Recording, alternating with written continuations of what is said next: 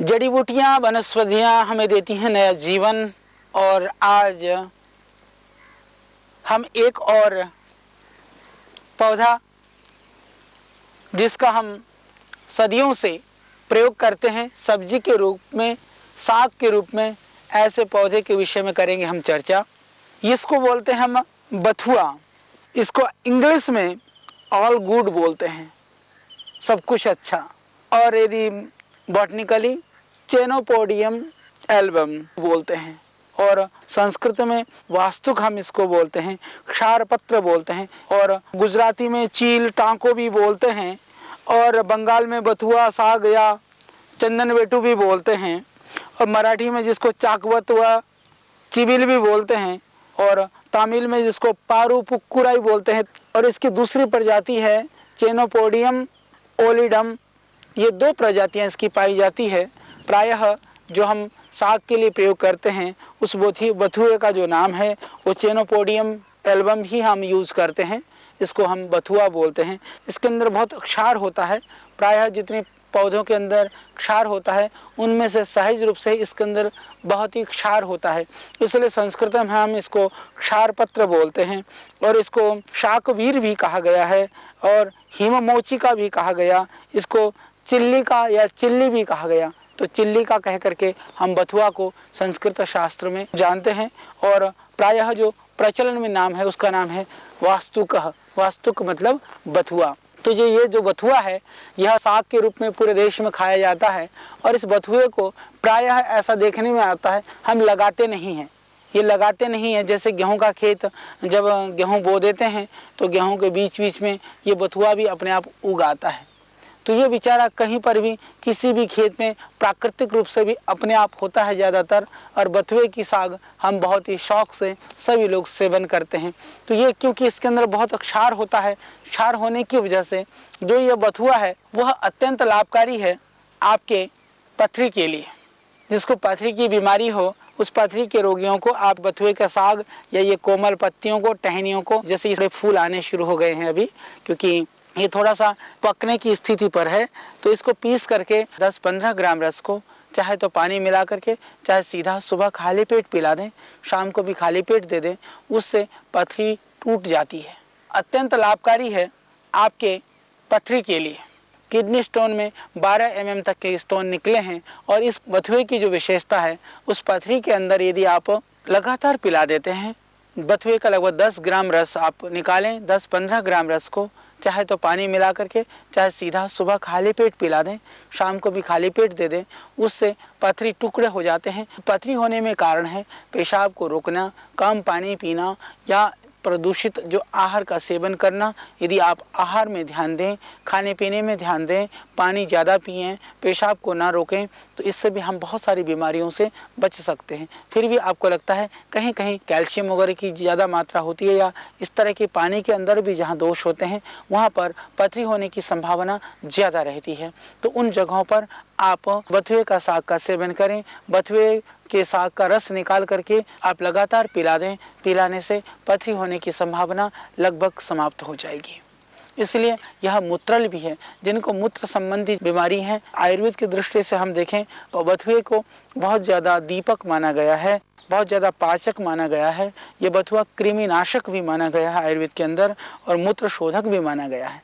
और आयुर्वेद में सारे लोग पूछते हैं कि हमें बुद्धि बढ़ाने के लिए किस चीज़ का सेवन करना चाहिए, तो बथुए के साग को बुद्धिवर्धक माना गया है। तो बुद्धि को बढ़ाने के लिए, बच्चों के दिमाग को तेज करने के लिए भी आप बथुए का साग, हालांकि जैसे वात के जो रोगी होते हैं प्रायः साग का निषेध करते हैं, या किडनी के जो रोगी हैं उनको भी हम साग का निषेध करते हैं।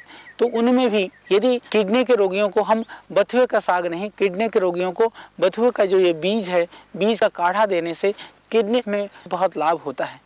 और इसी तरह से दूसरे जो वातज रोग हैं जिनमें दर्द और सूजन है, उन रोगियों को भी हम बथुए का साग बहुत ही मस्ती के साथ, बहुत ही आनंद के साथ खिला सकते हैं। जो बथुए का साग है आप निरापद रूप से ले सकते हैं जिनको अर्थराइटिस है, जोड़ों में दर्द है। और हमने यहाँ तक देखा कि बथुए के साग को स्टीम कर करके, यानी आप भाप में उबाल करके यदि उस बथुए के साग को पुल्टिस बांध देते हैं तो इससे सूजन में भी एकदम लाभ हो जाता है, दर्द में लाभ होता है। यदि आपको दर्द हो रहा है, सूजन हो रही है, कुछ औषधि नहीं है, तो आप बथुए को लाइए तोड़ करके और आप पुल्टिस बना करके या स्टीम कर करके गर्म करके बांध लीजिए, तो उससे आपको सूजन में तुरंत लाभ मिल जाएगा। तो इस तरह से यह वायु शामक भी है और सूजन के रोगियों के लिए यह विशेष है। और सूजन के लिए यदि मैं बात करूं, जिनका यूरिक एसिड बढ़ा हुआ है या जिनको अर्थराइटिस है, जिनको गाउट है, किसी भी तरह की सूजन हो, और सूजन में भी खास बात यह है कि चाहे बाहर की सूजन है, बाहर की सूजन जो हमें दिखाई देती है, जैसे हमारे शरीर में, पैरों में, हाथों में, चेहरे पे, कभी आंखों के नीचे, इस तरह की जो सूजन होती है, उस सूजन में भी आप बथुए के साग का सेवन कर सकते हैं। इसके अतिरिक्त कभी कभी कुछ सूजनें ऐसी होती हैं जो हमें दिखाई नहीं देती है, जैसे हमारे लीवर में सूजन हो, इंटेस्टाइन के अंदर सूजन हो, चाहे हमारे पेट में सूजन हो, चाहे और कहीं भी, कभी कभी माताओं बहनों यूट्रस और ओवरी में सूजन हो, उन सभी सूजन को दूर करने के लिए आप बथुए के साग का सेवन कर सकते हैं। और जो जॉन्डिस के रोगी हैं, गिलोय को कूट करके गिलोय का रस और बथुए का रस, टेलिस्पोरा इंडिका जिसको गिलोय को बोलते हैं, और ये चेनोपोडियम एल्बम को हम बथुआ बोलते हैं, चेनोपोडियम एल्बम और टेलिस्पोरा इंडिका, इन दोनों का जो रस है, दोनों रसों को हम कूट करके, दोनों पौधों के रसों को निकाल करके यदि हम लगभग 25-30 ml रस यदि सुबह शाम पिला देते हैं, तो जो एनीमिक हैं, जिनको जॉन्डिस है, जिनको पीलिया है, उसमें तुरंत इससे लाभ पहुंचता है। तो पीलिया के लिए भी यह बहुत ही कारगर है, बहुत ही उपयुक्त है। इसके जो दोष है, वह दोष भी मैं आपको बताना चाहता हूं।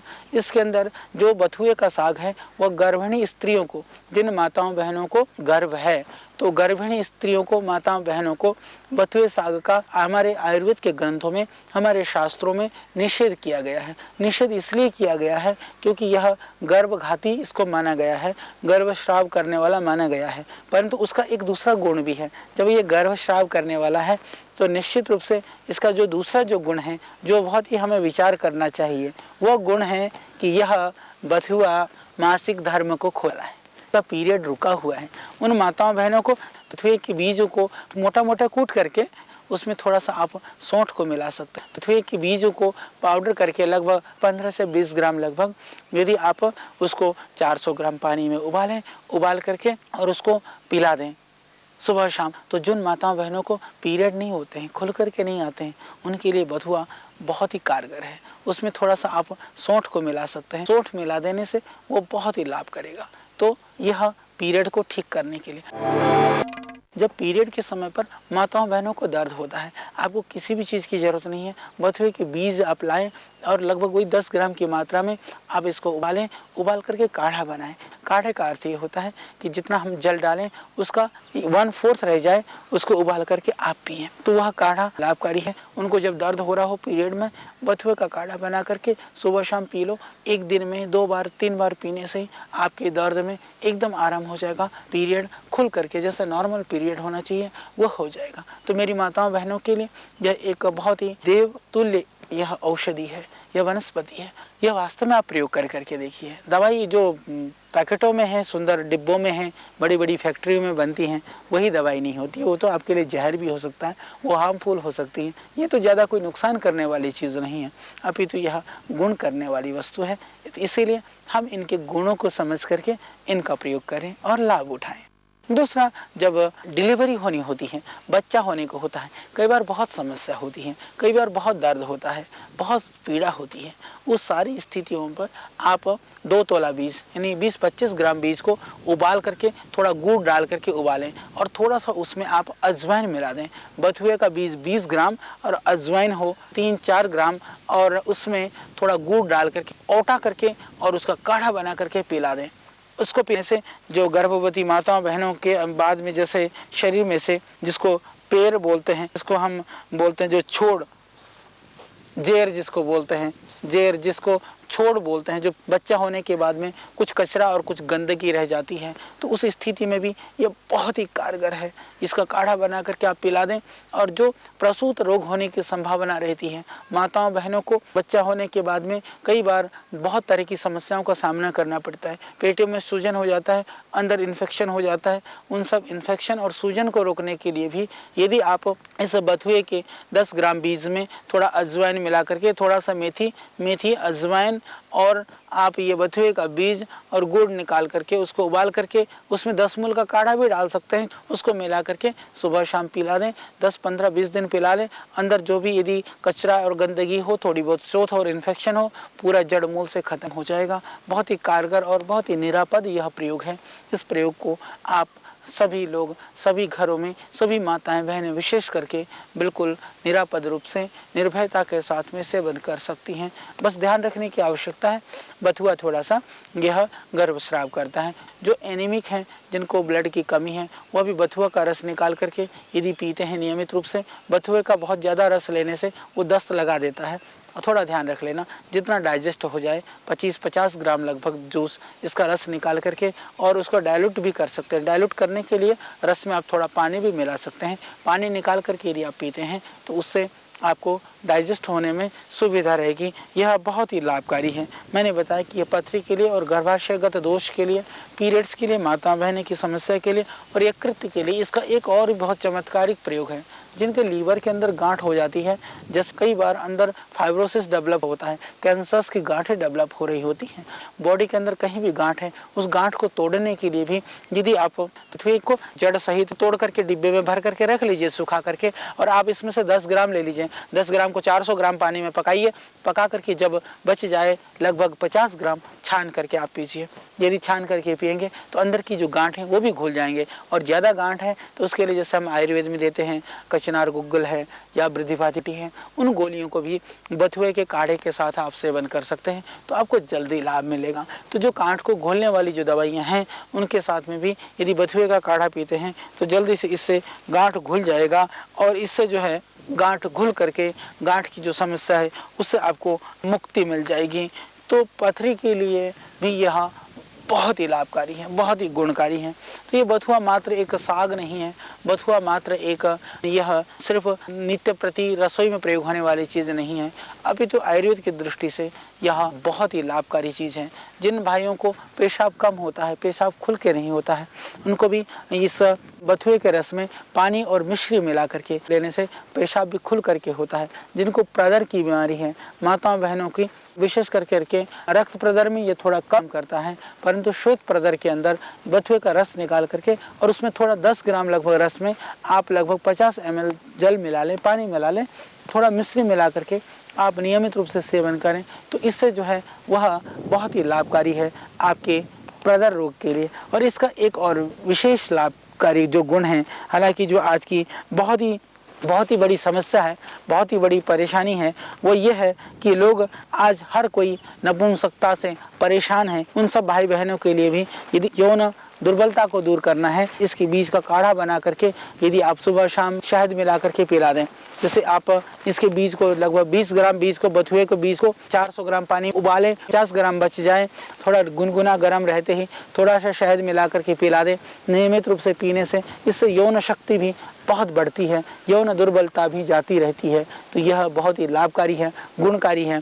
इतना ही नहीं, यदि इसके बीजों को पीस करके 5-5 ग्राम की मात्रा में सुबह शाम यदि आप पीते हैं पानी के साथ में या दूध के साथ लेते हैं, तो इससे भी यौन दुर्बलता, यौन जनित जो विकृतियां हैं वह दूर होती हैं। तो यह रक्त शोधक भी है, बथुआ रक्त को शुद्ध करता है। तो बथुए का जो साग का सेवन करते हैं या बथुए के रस को निकाल करके पीते हैं, बथुए के रस में कुछ थोड़े से 4-5 नीम की पत्तियां आप डाल करके इसका रस पी सकते हैं। पीने से यह अत्यंत रक्तशोधक भी है। यह पेट के कीड़े के लिए भी यदि बथुए का रस पिला दिया जाए तो पेट के कीड़े भी इससे निकल जाते हैं। और नाड़ी वर्ण, जैसे शरीर में कहीं सूजन आ रही हो, तो जैसे मैंने पहले बताया कि यह अंदर और बाहर की सूजन के लिए भी बहुत लाभकारी है। उन पत्ते को पुलटिस बना करके, स्टीम करके, उबाल करके यदि आप बांध देंगे तो उससे आपको पूरा लाभ मिलेगा आपके सूजन में, आपके नाड़ी व्रण में और दूसरा ये रक्तपित्त भी नाशक है। जिनको आर्टिक एरिया है, आर्टिक एरिया में भी इसका जो रस है वह लाभकारी होता है, ऐसा माना गया है और उसमें आप ले सकते हैं। यह त्रिदोष नाशक है, ये आयुर्वेद की एक दिव्य औषधि है। तो बथुए का सेवन हम करके भी बहुत सारी बीमारियों को दूर कर सकते हैं, बहुत सारी बीमारियों से बच सकते हैं। तो आइए औषधि सेवन की जगह हम जड़ी बूटियों का सेवन करें। जड़ी बूटी सेवन की जगह अपनी साग सब्जियां और अपने घर आंगन में उगने वाले इन पौधों का सेवन करें, जिससे हम रोगों से बच सकें। इनका हम निरादर न करें, अपितु इनका आदर करना सीखें। यह हमारे ऋषियों की, ये जो भी मैं बताता हूँ यह कोई हमारी अपनी नहीं है, ये कोई मेरी नहीं है, ये हमारे ऋषियों की है, हमारी परंपराओं की है, हमारी धरोहर की है, हमारी पूर्वजों की है। ये हमारा धरोहर है। तो इस धरोहर को हम समझें, इसकी महत्ता को जानें और लोगों को भी हम इसके लिए प्रेरित करें, जिससे कि यह धरोहर सुरक्षित रहे, संरक्षित रहे और हम पुनः अपनी ऋषि संस्कृति, अपनी प्राचीन संस्कृति के ऊपर गर्व करते हुए पूरी दुनिया को इस ओर प्रेरित कर सकें कि आओ, समाधान प्रकृति से विमुखता की ओर नहीं है, बल्कि उन्मुखता की ओर हम बढ़ेंगे तो हमें समाधान मिलेगा। यही समाधान खोजने के लिए हम खेतों में, पहाड़ में, नदी नालों में, झरनों में, सब जगह आपके लिए कुछ न कुछ नया नॉलेज, नई जानकारी और नई प्रेरणा को लेकर के हैं हम आपके बीच। तो आज हमने बताया आपको बथुआ के बहुत सारे प्रयोग कीजिए, लाभ उठाइए, आनंद लीजिए और जीवन को खुशहाल और सुखमय बनाइए। यही हमारा लक्ष्य है। कल फिर एक और पौधे को लेकर के हम होंगे आपके बीच। तब तक के लिए आप हमें दीजिए विदा। ओम।